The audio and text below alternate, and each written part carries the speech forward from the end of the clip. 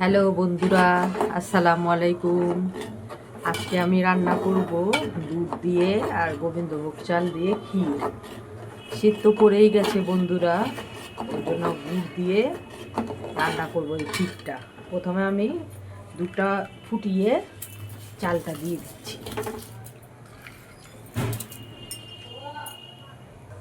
এখানে 500 চাল দিয়েছি, তোমরা চাইলে বেশি কম দিতে পারো।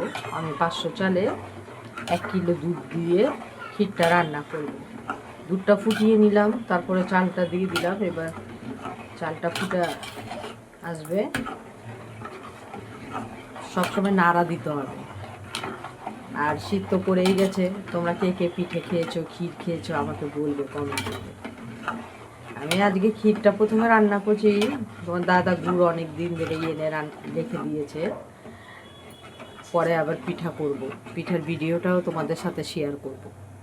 বন্ধুরা, 3টে এলাচ আমি ফাটিয়ে দিয়ে দিচ্ছি সেন্টের জন্য। দেখো বন্ধুরা, চালটা আমার অলরেডি গলে এসছে। এবার আমি গুড় দিয়ে দেবো। এই সেই গুড়টা তোমার দাদা এনেছিল, এটা 500 বোতল। গুড় দিয়ে দিলাম। এবার গুড়ের সাথে আরও ফুটবে চালটা, আরও গলবে। মিষ্টিটা যে যার অনুযায়ী, আমরা একটু মিষ্টি বেশিই খাই, ওই জন্য একটু বেশি দেবো। পুরো 500 গুড়টাই দিয়ে দিলাম। বন্ধুরা দেখো, আমি আগে থেকে কিশমিশটা ধুয়ে রেখেছি, একটু পর দিয়ে দেবো। আর বাদামটা ভিজিয়ে, এবার আমি কিশমিশটা দিয়ে দিচ্ছি।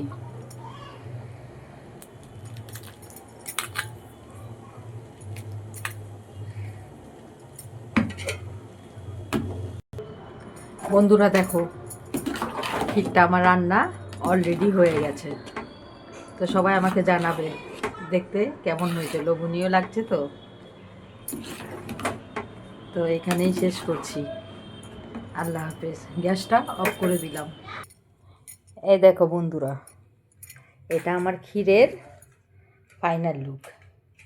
তোমরা সবাই জানাবে কেমন হয়েছে।